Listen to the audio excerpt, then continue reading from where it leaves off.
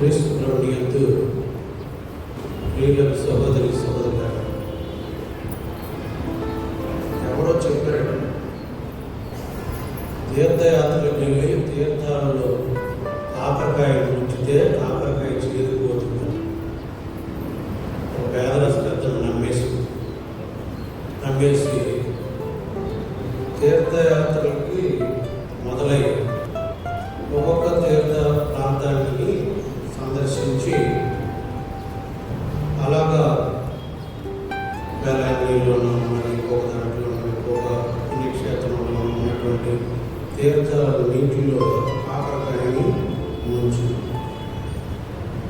తిరిగి ఇంటికి వచ్చి కాకరకాయ రుచి చూస్తే కాకరకాయలోనే ప్రియ సహోదరి సోదరుడు, ప్రతి సంవత్సరము మనం పునీత థామస్ వారి పండుగను కొనియాడుతూనే ఉంటాం. కానీ నూతనత్వం అనేటువంటిది కనబడదు. మరి అటువంటి పండుగ ఈ సంవత్సరం మీరు చేసుకోకూడదని పునీత థామస్ వారు అనుకున్నారు. ఈ విచారణకర్తలు ఈ గొప్ప అంశాన్ని మనకి ఇవ్వడం ద్వారా మనందరం కూడా విశ్వాస పాఠాన్ని నేర్చుకుంటూ మంచి క్రైస్తవ జీవితాన్ని జీవించడానికి ప్రయాసపడేలా నిజమైన విశ్వాసం క్రీస్తు రాజ్య విలువలు కోరుకుంటుంది అని ఒక అంశాన్ని నాకు చెప్పారు. చెప్పినప్పుడు ఫాదర్ చెప్పాను, ఆల్రెడీ అర్ధ సెంచరీ దాటేస్తున్నాను. ఈ సమయంలో తొలగించే పాటలు పాడి మరి అన్ని హక్కులు ఉండాలి కదా, నవదిన ప్రార్థనలు అంటే అవన్నీ చెప్పి ఉపన్యాసం ఇవ్వాలంటే కొద్దిగా తగ్గిపోవచ్చండి, మీరు ఎవరినైనా చూస్తే బాగుంటుందని. లేదు నువ్వే రావాలి. అప్పుడు నేను అనుకున్నాను, మొన్న వేసవి సెలవుల్లో అందరూ చెప్తుంటే మా ఫాదర్ ఉన్నారు మద్రాసులో సెయింట్ థామస్ మౌంట్. ఆ ఏముందిలే బాగా ఒకసారి యూట్యూబ్ చూస్తే బాగుంటుంది కదా.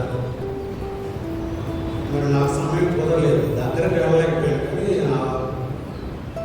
ఏంటి ఆ కొండ దగ్గరకు వెళ్ళి అక్కడ మా ఫాదర్ కొండ దగ్గరికి వెళ్ళి దూరం నుంచి ఆ కొండను సెయింట్ థామస్ మౌంట్ అంటే ఎక్కడెక్కడ బాధలు ఉన్నాను. మా సీనియర్ ఒకటి ఉంటే అదే కనిపిస్తుంది కదా, అదే అనుకున్నాను. మరి ఒకరోజు ఉండేలా వస్తే బాగున్నా నేను తీసుకెళ్ళి అక్కడ పూజ చేసేటట్టు అవకాశం ఇచ్చేవాడిని అని చెప్పారు. నెక్స్ట్ టైం అండి అని చెప్పారు. నెక్స్ట్ టైం అని ఈ టైంలో వదలలేదు. థామస్లో నన్ను గుర్తు చేసి పడేశారు. మరి ఈ విధంగా చూస్తే ఎలా కనిపిస్తుంది ఈ థామస్ వారి యొక్క అద్భుత రీతి అనేది చూస్తే, ఆ ప్రభు నడిపించేటువంటి విధానం, ఆ థామస్ వారు మన అందరినీ కూడా నడిపించేటువంటి విధానం మనకి అర్థమవుతుంది. థామస్ వారి గురించి ఎక్కువగా ధ్యానం చేసేటప్పుడు నాకు మొట్టమొదటిగా ఆయన కనిపించినటువంటి కొన్ని 4 సన్నివేశాలు మనకి సువిశేషపట్నాల్లో కనబడుతూ ఉన్నాయి. మొట్టమొదటిగా యోహాను రాసిన సువిశేషం 11వ అధ్యాయం 14వ వచనం నుండి 16వ వచనంలో చూస్తే, లాజరు గారు చనిపోయాడు. లాజరు గారు చనిపోయడం అంటే మాటలు కాదు యేసుప్రభువు. ఎందుకంటే ఎప్పుడు ఆ బెతానియా గ్రామం గుండా వెళ్ళినా ఆ ఇంట్లో ఆగేవాడు. వాళ్ళ ఇంట్లో ఆగి అక్కడ బోధలు చేసేవాడు. అక్కడికి వచ్చేటువంటి ప్రజలు అందరికీ బోధన చేసి వాళ్ళ ఇంట్లో ఆతిథ్యాన్ని పొందేవాడు. అంత మంచి స్నేహితుడు యేసుక్రీస్తు. మరి యేసుక్రీస్తు ఒక్కరే వెళ్ళేవారు కాదు, ఆయనతో పాటు తన యొక్క శిష్యులు కూడా పట్టుకెళ్ళేవారు. కానీ అటువంటి ఒక కుటుంబంలో వ్యక్తి చనిపోవడం అనేటువంటిది జరిగినటువంటి సమయంలో యేసుక్రీస్తు అంటారా మనం వెళ్ళాలి దాసరికి. శిష్యులు అందరూ వేడుకుంటున్నారు, ఇదేంటండి మొన్న మిమ్మల్ని రాళ్ళతో కొట్టి చంపాలనుకున్నారు, అక్కడికి వెళ్తాము మళ్ళీ. ఇక అనేక మంది అనేక విధాలు సర్ది చెప్పడానికి చూశారు యేసుక్రీస్తు, కానీ యేసుక్రీస్తు మాత్రం మనం వెళ్ళాల్సిందే అని మొండిగా చెప్పారు. చెప్పినప్పుడు థామస్ వారు ఉన్నారు పక్కనే, రెండు మనపడి చనిపోదాం ఆయనతో పాటు విసుగుపోయాడు. ఈ ఎంతమంది చెప్పిన అయినట్లేదు ఈయన, ఇంకెందుకు ఆయనతో పాటు చచ్చిపోతున్నాను. ఒక విసుగు చెందేటువంటి వ్యక్తి, ఆ విసుగుతోటి ఆయన ఏం చేస్తాడంటే ఒక ముగింపు ఇచ్చేస్తాడు. అక్కడ ఉన్నటువంటి ఆ వాదనకి కానీ ఆ సంభాషణకి కానీ ఒక ముగింపు ఇచ్చేస్తాడు. ఆ ముగింపు వల్ల ఏం జరుగుతుందంటే యేసుక్రీస్తు ఒక గొప్ప సత్యాన్ని చెప్పాడు. ఆ సమయంలో వాళ్ళందరూ కూడా తెలుసుకున్నారు. ఆ లాజరు ఇంటికి వెళ్ళడం, అక్కడ మార్తమ్మ ఎదురుపడడం, ఆ మార్తమ్మకు యేసుక్రీస్తు చెప్పడం శిష్యులను వింటున్నారు. ఏమని చెప్తున్నారు? నేనే పునరుద్ధానమును జీవమును, నన్ను విశ్వసించువాడు ఎన్నటికి మరణించడు, మరణించినను హల్లెలూయా. థామస్ పెట్టిన లింక్ అది. ఆయన ఇష్టపడి అతన్ని మనం కూడా చచ్చిపోవాలని చెప్పి అక్కడ తనతో ఉన్నటువంటి అపోస్తలులను అందరినీ కూడా ఎంకరేజ్ చేశాడు. యేసుక్రీస్తు లోకానికి కళ్ళు తెరిచేటువంటి గొప్ప విశ్వాస బోధన చేశాడు.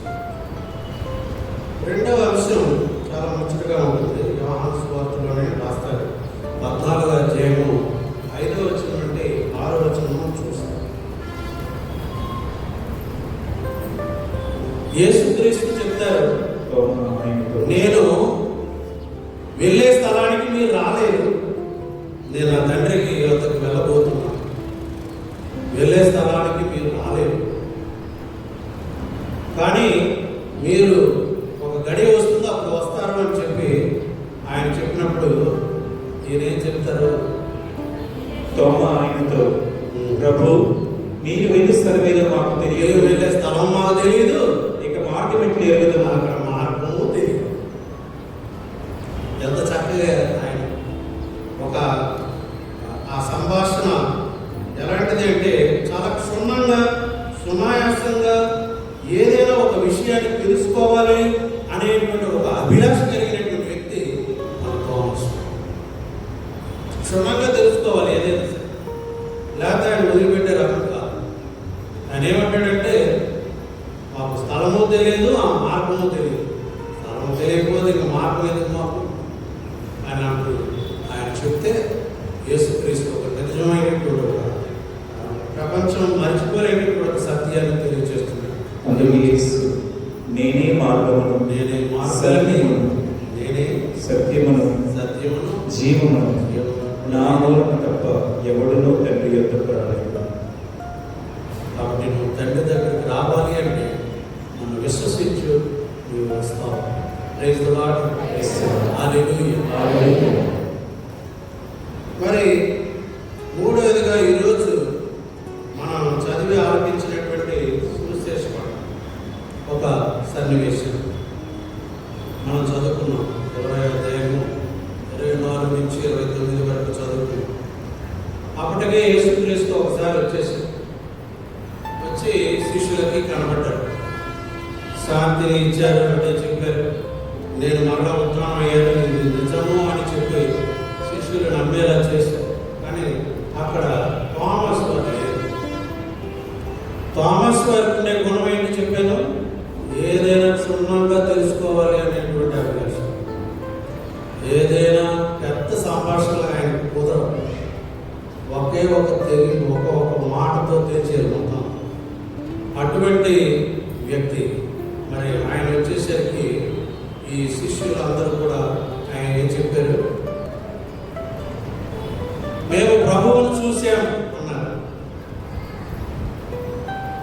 నాకు ఎలా అనిపించిందంటే మొదటిసారి సువిశేష పట్టణం చదివాను. థామస్ వారు అడిగారేమో, నేను లేనప్పుడు ప్రభు అందరికీ కనిపించి వెళ్ళిపోయి మరి నా సంగతి మరి నేను కూడా ఉన్నప్పుడు రావాల్సింది కదా అని అడిగారేమో. మామూలుగా ఎవరు అడుగుతారు? బాగా ప్రేమించిన వాళ్ళే అడుగుతారు. అమ్మ అడిగితే ఏదైనా ఇస్తుంది అని పిల్లవాడు నమ్ముతాడు. మరి ఐస్ క్రీమ్ కావాలమ్మా అంటే సిటీలో ఉన్నటువంటి తల్లులు ఎలా ఉంటారంటే, నాకు ఇప్పుడు వద్దు లేదా, నీకు జలుబు, ఇంకోసారి ఇస్తాలే అని చెప్తుంది. అదే పల్లెటూరులో ఉన్నటువంటి అమ్మైతే 4 చరిచి కాదవా నీకు 4 ఐస్ క్రీమ్ కావాలా, ఇప్పుడు ముగ్గురు 2 రాత్రాల్లో లారీ లైట్ వెలుగుతున్నాయి, నీకు కావాలా, 4 చరిచి వెరైటీ ఉంటుంది. మరి అలక మరి థామస్ వారు యేసుక్రీస్తుని ఎంత ప్రేమించారో అని తెలియదు. ఆయన నమ్మలేదు. ఆయన మరి మొండితనంతో చెప్పాడు, నేను ఆయన చీలగంటలు వేలు పెడితే తప్ప, ఆయన పక్కలో నా చేయి పెడితే తప్ప అసలు నమ్మను. ఆయన మొండితనం బాగా పనికొచ్చింది. ఎందుకని యేసుక్రీస్తు నిజముగా ఉత్థానమయ్యారు అన్న సంగతి మనందరికీ తెలిసిపోయింది. ప్రైజ్ ది లార్డ్, హల్లెలూయా. యేసుక్రీస్తు ఈ ఒక అపోస్తలుడు కూడా కోల్పోకుండా ఉండడానికి ఈ థామస్ వారి కోసం రెండోసారి వస్తున్నారు. రెండోసారి వచ్చి వారికి దర్శనం ఇస్తున్నారు. శిష్యులందరూ మళ్ళీ చూస్తున్నారు ఆ ఉత్థాన క్రీస్తు. మరి యేసుక్రీస్తు కూడా ఈ థామస్ వారిని ఎంతగా ప్రేమించారు చూడండి. ఆయన ఏముంది, ఒకడే కదా కానీ ఆయన వదిలిపెట్టలా. యేసుక్రీస్తు ఆ అవిశ్వాసంలో కూలిపోతాడేమో అన్న భయంతో ఆ థామస్ వారు గుర్తించారు ఆయన నిజంగా ఉత్థానం అయ్యారు, ఆయన దేవుడి కుమారుడు, ఆయన దేవుడు అన్న విషయాన్ని ఈ థామస్ ద్వారా తెలియపరచాలనుకున్నారేమో. మరి ఆయన మరలా రెండోసారి ఆయన కోసమే వచ్చారు. పనిగట్టుకొని మరి కనబడ్డారు. ఏమని చేశారు? రాగానే అందరికీ పలకరించారు, శాంతి కలుగుగా అన్నారు. అన్న తర్వాత థామస్ రావు, నా చేతుల్లో చేపెట్టు, నా ప్రక్కలో నువ్వు చేపెట్టు. మరి ఈ థామస్ వారు తాకలేదు. నా ప్రభు, నా దేవా అని చెప్పి ఆయనకి అంకితం అయిపోయాడు. ప్రైజ్ ది లార్డ్, హల్లెలూయా. 28వ వచనం మనం చూస్తే థామస్ గారు చేసినటువంటి విశ్వాస ప్రకటన నాకు 4 రకాలుగా అర్థమవుతూ ఉంటుంది. నా ప్రభు, నా దేవా, నా ప్రభు, నా దేవా అని ఆయన చెప్పినప్పుడు ఒక విశ్వాస ప్రకటన. ఆయన చెప్తున్నాడు, ఈయనే నన్ను పాలించేవాడు, ఈయనే నన్ను నడిపించేవాడు, నా దేవుడు, నన్ను సృష్టించినటువంటి వాడు, నన్ను రక్షించినటువంటి వాడు ఈయనే అని ఆయన ఒక విశ్వాస ప్రకటన చేస్తున్నాడు. అదేవిధంగా నా ప్రభువు, నా దేవా అని చెప్పి ఆయన ఒక సమగ్రమైనటువంటి సంపూర్ణమైనటువంటి విధంగా తనను తాను సంపూర్ణంగా సమర్పించుకుంటున్నాడు. ఆ ప్రభువు ముందు సాగిలిపడి సమర్పించుకునేటట్లు నా ప్రభు, నా దేవా అని చెప్పి తన పూర్తి తత్వాన్ని ఆ ప్రభు పాదాల చేత వదిలిపెట్టేసుకుంది. ఆ ప్రభు కనపరిచినటువంటి ఆ యొక్క సన్నివేశంలో ఆయన పూర్తి విశ్వాసాన్ని ఆయన వెలుగుచ్చుతూ ఉన్నాడు. తనను తాను పూర్తిగా ఆ ప్రభువుకు సమర్పించుకుంటున్నాడు, అంకితం మలుచుకుంటున్నాడు. మరి మూడవది, నా ప్రభు, నా దేవా అని పిలిస్తే ఒక పశ్చాత్తాపంతో నిండినటువంటి పిలుపు కూడా కనిపిస్తుంది. ప్రభు,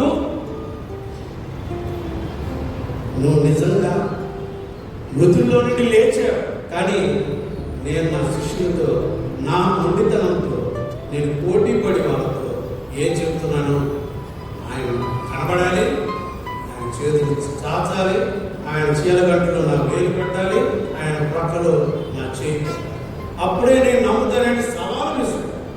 ఎంత పాపమై నా భౌతిక కంటితో నిన్ను చూడాలి అనుకున్నాను. అది నా పొరపాటు. ఎందుకంటే పూర్వ నిబంధనలు కూడా దేవుని యొక్క చూస్తే ఎవరు కూడా జీవించడు, ఎవరు బ్రతకడం. మరి అలాంటి వాడిని నా భౌతిక కంటితో చూడాలని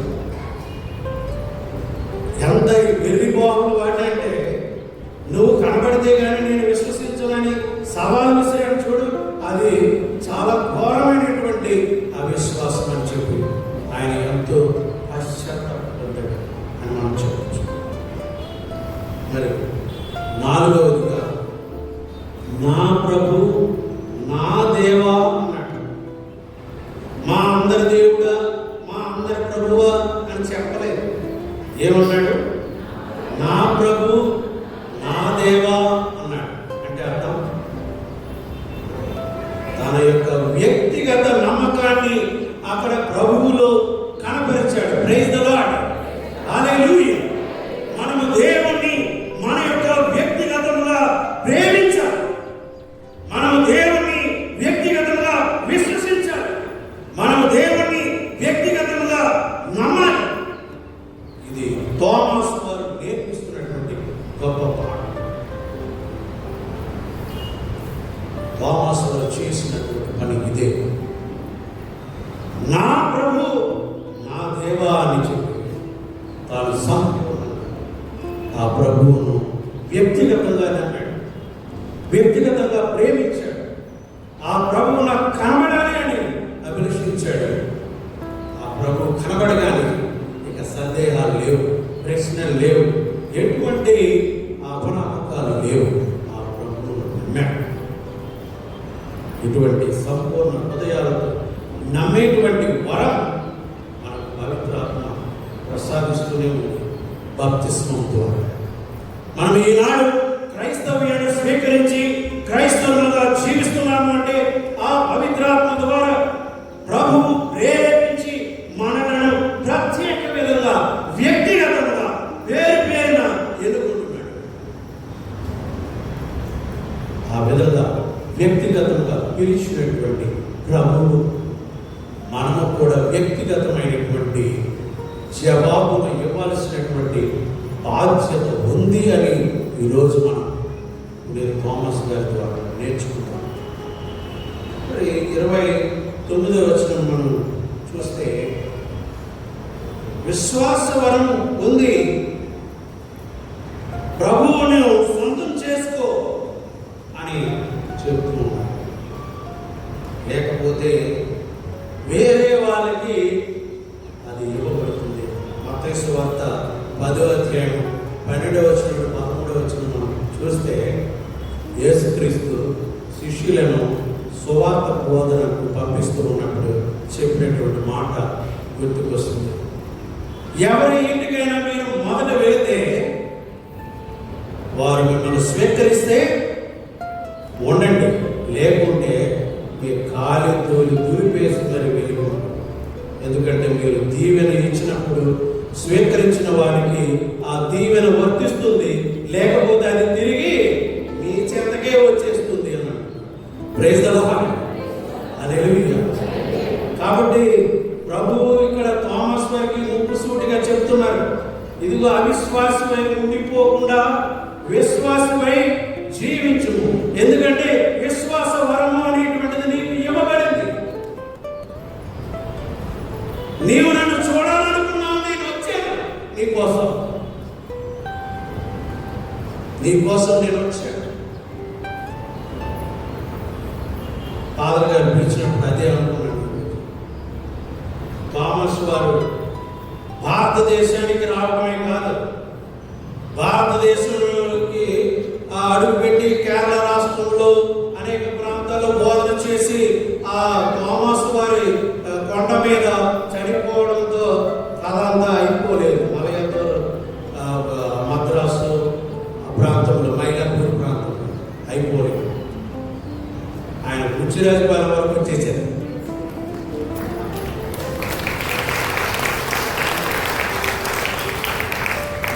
వస్తే చెప్పండి, చూడండి, మీ ప్రతి ఇంటిలో థామస్ గారు ఉన్నారు.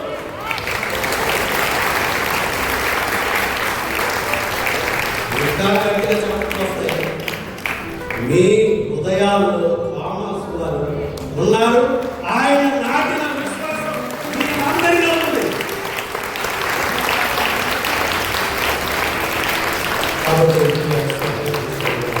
హల్లెలూయా. ప్రభువు మనల్ని వ్యక్తిగతంగా పునీత థామస్ వారు అనేటువంటి అపోస్తలుడు ఇచ్చినటువంటి విశ్వాసం ద్వారా మన అందరిలో కూడా జీవిస్తూ ఉన్నాడు. కాబట్టి ప్రియ సహోదరి సహోదరులారా, ప్రభువు ఇచ్చినటువంటి విశ్వాసాలను మనం స్వీకరిస్తే బాగుంటుంది. కానీ దాన్ని కాలరాస్తే మన గతి ఎలా ఉంటుందో మనకి మత్తయి సువార్త 10వ అధ్యాయము 14వ వచనంలో తెలుస్తుంది.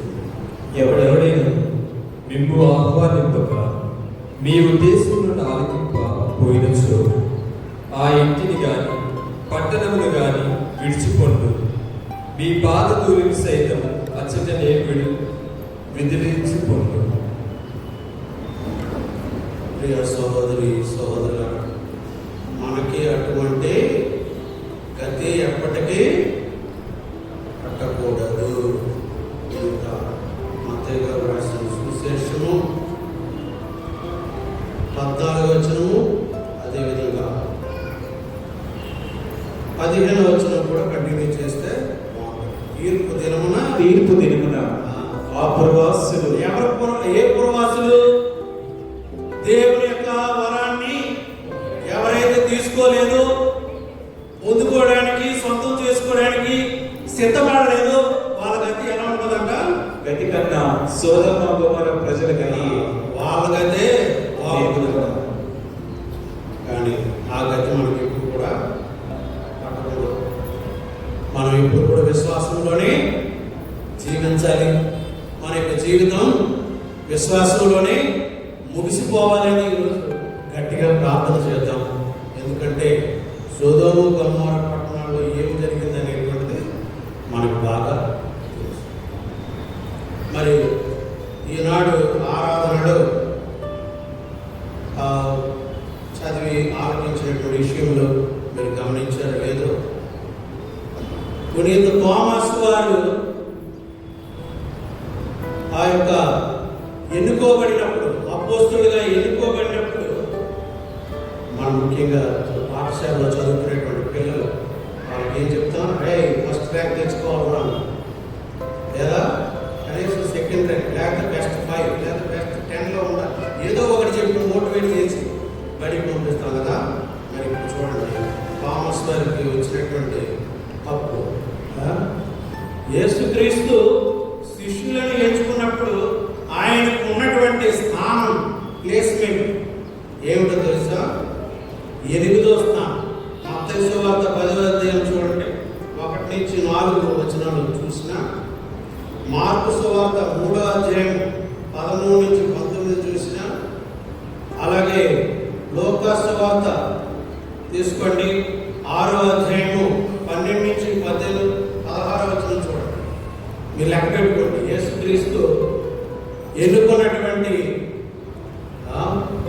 ఎన్నుకున్నటువంటి క్రమంలో థామస్ వారి పేరు 8వ ర్యాంక్, 8వ స్థానం. కానీ యేసుక్రీస్తు ఉత్థానమైన తర్వాత, యేసుక్రీస్తుకు విశ్వాస ప్రకటన చేసిన తర్వాత, యోహాను సువార్త 21వ అధ్యాయము 1వ వచనం నుంచి 2వ వచనంలో చూడండి. థామస్ వారి పేరు ఎక్కడుంది? 2వ స్థానంలో ఉంది. ఎన్నో స్థానంలో ఉంది? Second rank. Praise the Lord. Hallelujah. ఎవరి పేరు తర్వాత ఉంది? సీమోను పేరు తర్వాత పేరు ఆయన.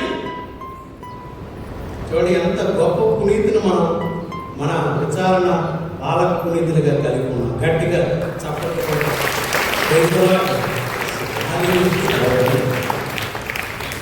పేదరు గారు పొందినటువంటి స్థానం యేసుక్రీస్తుకు నా ప్రభువా నా దేవా అని చెప్పిన తర్వాత ఆయనకు ఉన్నటువంటి స్థానం ఏంటి తెలుసా? రెండో స్థానం పేతురు గారి పేరు పక్కనే ఆయన. అప్పటి వరకు మీరు ఆయన సేనాయకుడు తాబోరు పర్వతానికి తీసుకుని వెళ్ళి దివ్యరూప దర్శనానికి కానీ లేదా గెత్సేమనే తోటలో ఆయనతో పాటు ప్రార్థన చేయడానికి తీసుకెళ్ళినప్పుడు కానీ ఎవరి పేరు ఉంటాయి? సీమోను, పేతురు, యోహాను, యాకోబు. ఈ ముగ్గురు ఎక్కువ కనిపిస్తారు. కానీ ఇప్పుడు వాళ్ళు ఎక్కడికి వెళ్ళిపోయారు?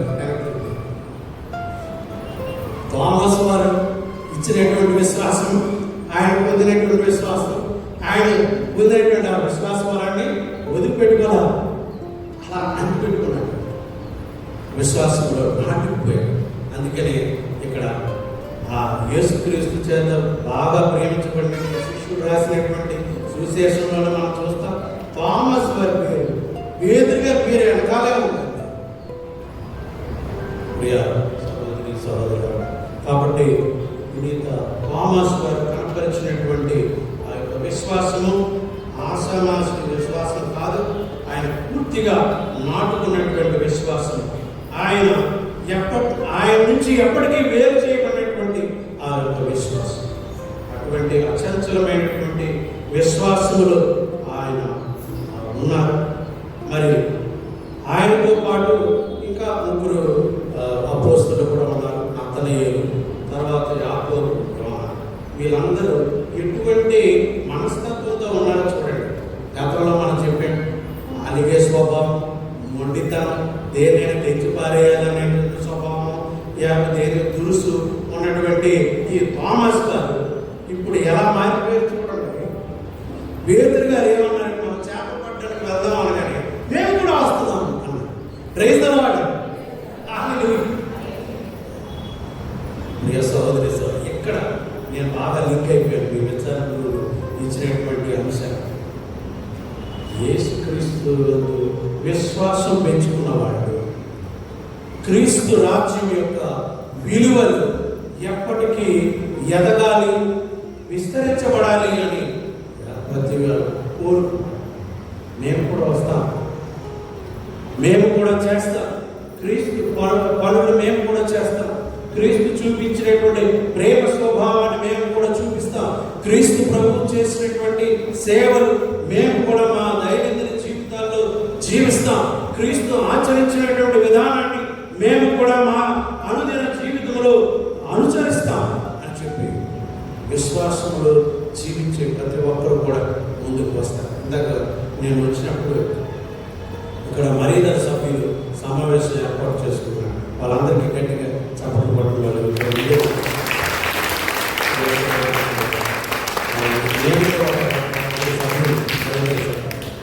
ఆ సమయంలో మేము డిస్కస్ చేసేది ఏంటంటే, మనం ఏం పని చేసాం దేవుని యొక్క రాజ్యాన్ని విస్తరించడానికి అని తెలుసుకుంటున్నాం. మేము ఈ పని చేసాం, ఈ పని చేసాం, ప్రతి వారం నివేదిక చేసుకుంటాం. ఆ విధంగా ప్రతి క్రైస్తవ విశ్వాసంతో జీవించేటువంటి ప్రతి ఒక్కరు కూడా క్రీస్తు వలె జీవించడానికి ముందుకు వస్తారు. అయితే క్రీస్తు రాజ్యము లేదా దేవుని రాజ్యము అంటే ఏమిటి అనేటువంటి దానికి ఒక గొప్ప నిర్వచనం పునీత పౌలు గారు ఇస్తారు. రోమీలకు రాసినటువంటి లేఖ 14వ అధ్యాయం 17వ వచనం మనం చూస్తే, ఈరోజు 2వ పట్టణం మనం చదివాం. దేవుని రాజ్యము అనగా తినుట త్రాగుట కాదు, మరి ఏమిటి? పవిత్రాత్మయసగు నీతి, శాంతి, సంతోషములు. Praise the Lord. మనము నీతిని కలిగి జీవించాలి, శాంతిని కలిగి జీవించాలి, సంతోషముతో జీవించాలి అని పౌలు గారు తన యొక్క శిష్యులకు చెప్తూ ఉన్న యేసుక్రీస్తు యొక్క రాజ్యం గురించి ఆలకించడానికి ఆయన చెంతకు వచ్చినటువంటి వారందరికీ బోధిస్తూ ఉన్నాడు. ప్రియ సహోదరి సహోదరులారా, దైవరాజ్య విలువలు అంటే ఏమిటి? మీకు అందరికీ తెలిసినటువంటి ఏమిటి? ముఖ్యంగా ప్రేమ, తర్వాత వినయము, తర్వాత నీతి న్యాయము, తర్వాత నిజాయితీని కలిగి జీవించడము, ఇంకొకటి పూర్తి విశ్వాసము నమ్మకముతో దేవుని యందు జీవించడము, సంతోషముతో జీవించడము, శాంతియుతంగా జీవించడము, ఇతరుల పట్ల దయను కలిగి జీవించడము, మరి ఓర్పు సహనము కలిగి జీవించడము, మరి అదేవిధంగా సేవ తత్పరతను కలిగి జీవించడం. ఇలా కొన్ని విలువలు మనకు బాగా తెలిసినటువంటి విలువలు, కానీ వాటిని ఆచరించాలని కోరుకోవడం అనేటువంటిది ప్రతి క్రైస్తవునిలో ఉన్నటువంటి కోరిక, అభిలాష అని ఈరోజు మనం తెలుసుకొని యేసుక్రీస్తులాగా మనం జీవించడానికి ప్రయత్నం చేద్దాం. రోమపౌరులకు రాయబడిన లేఖ 14వ అధ్యాయం 18వ వచనం ఒకసారి చదవండి. ఈ విధముగా క్రీస్తును సేవించువాడు దేవుని అంగీకారమును మానవుని ఆమోదమును పొందును. Praise the Lord. అంటే నీవు దేవుని యొక్క అంగీకారం పొందాలి అంటే, నీవు ప్రజల యొక్క ఆమోదం పొందాలి అంటే ఏం చేయాలి? దైవరాజ్య విలువలను పాటించాలి. ఈ దైవరాజ్య విలువలు పాటించాలి అనేటువంటి అభిలాష ఎవరికి ఉంటుంది?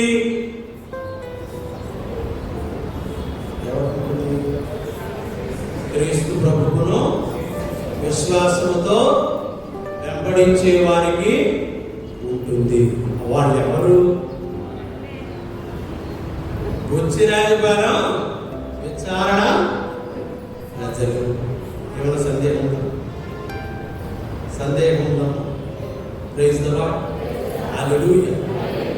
మనం నిజముగా దేవుని యొక్క విశ్వాసం పొందినటువంటి ఆ విశ్వాస వరాన్ని మన సొంతం చేసుకున్నటువంటి ప్రజలము అని చెప్పినప్పుడు మీరు ఎంతో ఆనందించారు. అంటే మీకు దాని వెనకాల ఒక పెద్ద కర్తవ్యం ఉంది అని మర్చిపోతాం. ఈసారి మనం మన హృదయాల్లో ఉన్నటువంటి కాకరకాయ మంచిగా రుచివంతమైనటువంటి కాకరకాయగా మారిపోవాలి అంటే మన క్రైస్తవ విశ్వాసానికి అనుగుణంగా మనము దైవరాజ్య విలువలను కలిగి వాటిని ఆచరిస్తూ పెంపొందించడానికి అభిలాషను కలిగి జీవించాలి. మరి ఇటువంటి గొప్ప విశ్వాసం వరాన్ని పునీత థోమాస్ గారి యొక్క వేడుదల సహాయంతో మనం సొంతం చేసుకోవడానికి ఆ దేవాది దేవుడు కరుణించాలని ఇది వివరి పూజలు ప్రత్యేక విధంగా ప్రార్థన చేసుకుందాం. హల్లెలూయా, హల్లెలూయా.